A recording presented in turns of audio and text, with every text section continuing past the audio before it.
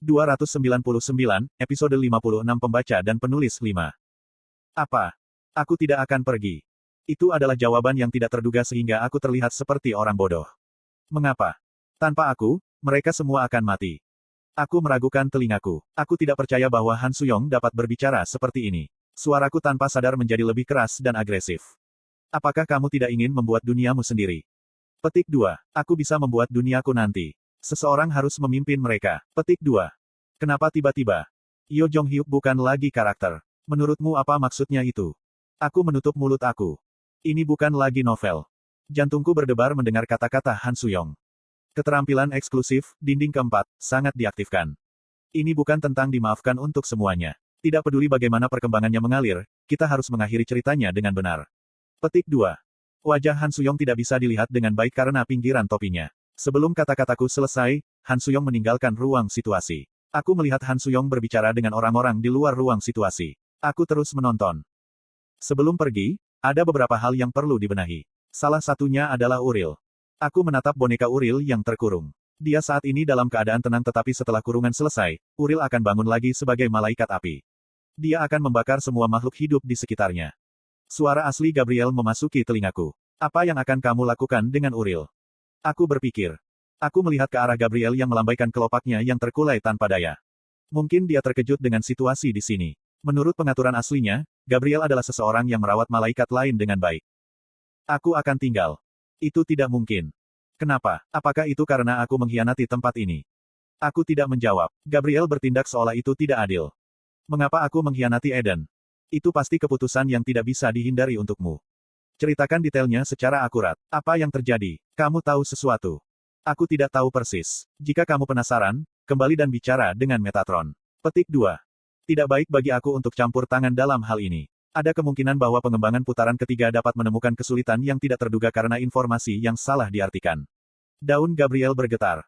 Jika aku kembali, aku tidak akan mengkhianati Eden lagi. Maka aku lebih suka tetap di sini.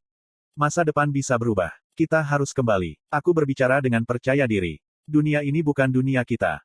Lalu Uril. Sudah kubilang, aku berpikir. Untuk saat ini, pilihan terbaik adalah meninggalkan Uril ke Han Suyong. Namun, aku tidak yakin apakah dia bisa mengendalikan malaikat Flames. Dinding keempat berkata, apakah kamu ingin aku keluar? Petik 2. Ada cara untuk memberitahu Uril kisah babak ketiga. Namun, seperti yang aku katakan berkali-kali, tidak ada jaminan bahwa Uril akan mendengar cerita itu dan bereaksi seperti Yo Jong-hyuk. Mungkin kisah garis duniaku lebih jauh dapat menghancurkan semangat tidak aman Uril. Tetap saja, mungkin ada masalah yang lebih besar jika aku benar-benar meninggalkan Gabriel di sini. Selain itu, Gabriel tidak bisa menggunakan kurungan baik dan jahat. Aku juga ingin tinggal sedikit lebih lama dan membantu Uril. Aku akan tinggal, Gabriel. Kelopak kosmos merah bergoyang. Aku secara refleks menundukkan kepalaku dan Gabriel yang terkejut berteriak. Jovil. Yang terbaik adalah aku tinggal. Itu adalah deklarasi yang tidak terduga. Bahkan aku terpana. Itu bukan malaikat agung lainnya. Jovil menyatakan akan tinggal di sini. Aku memutuskan setelah mempertimbangkan dengan hati-hati. Aku bisa mengendalikan Uril melalui pengurungan baik dan jahat. Jadi, tepat bagiku untuk tinggal di sini.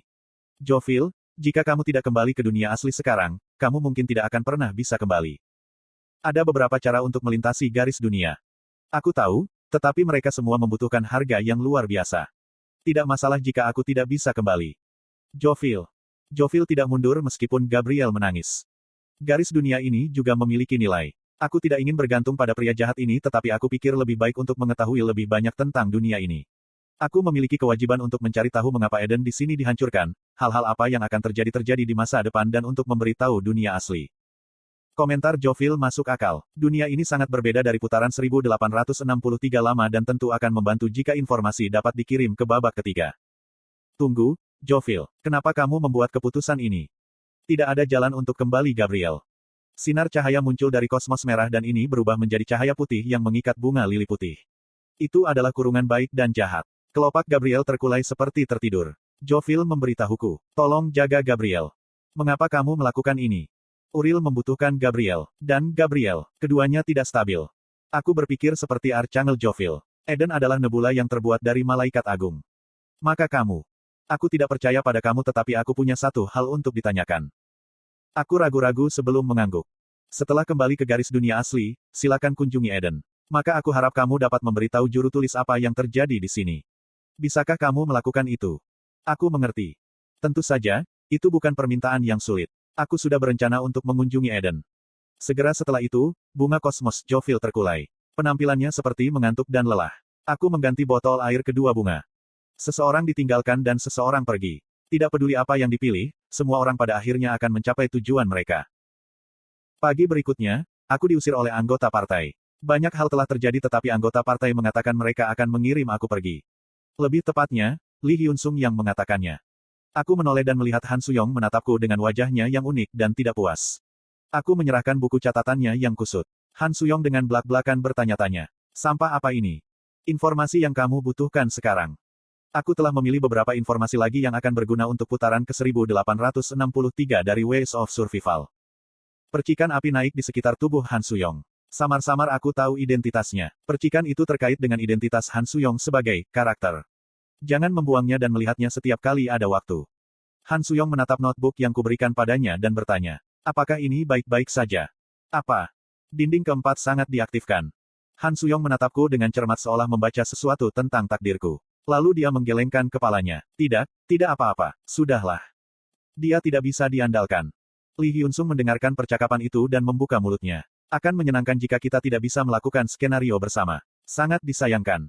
Lee Hyun-sung, yang menjadi dekat dengan aku, mengucapkan selamat tinggal terlebih dahulu dan kemudian Kim Namun menatapku. Bah, tersesat. Berikan salamku yang terbaik untukku di sana. Petik 2. Tentu saja, itu tidak akan terjadi. Aku harus pergi ke dunia berikutnya untuk berbicara dengan Kim Namun dari putaran ketiga. Saat aku menyelesaikan perpisahan dan berbalik. Hei!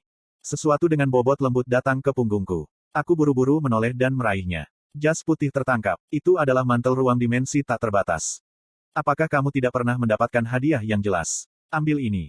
Itu adalah mantel yang dikenakan oleh Han Suyong. Aku tercengang. Datang ke skenario ke-95 dan hanya mendapatkan sesuatu seperti ini. Han Suyong menatapku seolah aku menyedihkan. Kemudian sebuah pikiran terlintas di benak aku. Bajingan ini, jangan bilang padaku. Aku meletakkan tanganku di sakuku dengan ekspresi bingung dan Han Suyong bertanya, itu. Pertanyaan yang tidak aku tanyakan kemarin, bisakah aku menyelesaikannya sekarang? Petik 2. Berbicara. Mengapa kamu mengatakan kamu tidak akan kembali ke putaran ketiga? Itu pertanyaan tak terduga. Han Suyong terus bertanya, kamu memainkan peranku di sana. Jika kamu tidak kembali, dunia itu akan musnah. Kamu harus tahu ini, jadi mengapa? Mari kita lihat, mengapa? Apa? Bahkan tanpa aku, putaran ketiga akan baik-baik saja untuk waktu yang lama. Bagaimana kamu bisa yakin? Han Suyong menatapku dengan curiga. Kamu berada di sana. Ekspresi Han Suyong sedikit mengeras oleh kata-kataku. Matanya gemetar karena terkejut. Aku percaya pada kamu dari babak ketiga. Han Suyong menatapku sejenak sebelum memalingkan wajahnya. Cepat tersesat. Aku tidak ingin melihat kamu lagi. Petik 2. Aku sedang pergi. Tetap hidup dan sehat. Petik 2. Aku menatap langit. Rasi bintang, Raja Iblis Keselamatan, melihat langit malam. Sekretif plotter, tolong isi-isi perjanjian. Portal baru dibuat di bawah kaki aku. Rasanya ada sesuatu yang menarik aku ketika dunia mulai runtuh. Dunia putaran 1863 menjadi redup. Dunia yang berbeda dari aslinya yang aku tahu. Itu waktu yang singkat tetapi aku merasa bahwa banyak hal telah berubah. Lee Hyun-sung melambaikan tangan sementara yang lain mengirimku dengan ekspresi rumit. Sama seperti yang dilakukan Yo Jong-hyuk dan aku, mereka akan berjalan melalui dunia yang berbeda dari yang asli yang aku tahu. Mungkin suatu hari nanti, dunia kita mungkin bisa saling bertemu. Namun, bahkan jika kita tidak bisa bertemu lagi, tidak ada keraguan bahwa dunia ada. Sama seperti Ways of Survival bagi aku. Dunia itu gelap. Aku merasa pusing saat mendengar suara dewa luar. Pada dasarnya mereka yang sedang hamil atau akhir akan menjadi yang utama. Tanah menghilang dan aku tersedot ke portal. Jalur terdistorsi secara metafisik menyempit dan berkembang beberapa kali. Aku menutup mataku dan membiarkan tubuhku mengalir dalam perjalanan waktu yang tak terukur. Aku seharusnya tidak pergi terlalu lama dari ronde ketiga. Setelah beberapa saat, aku jatuh ke tanah dengan suara keras. Perjanjian dunia luar telah selesai. Kompensasi akan diselesaikan. Lebih tepatnya, itu bukan tanah.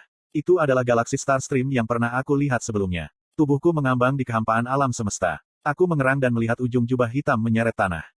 Kamu datang. Itu adalah sekretif plotter. TL, Rainbow Turtle.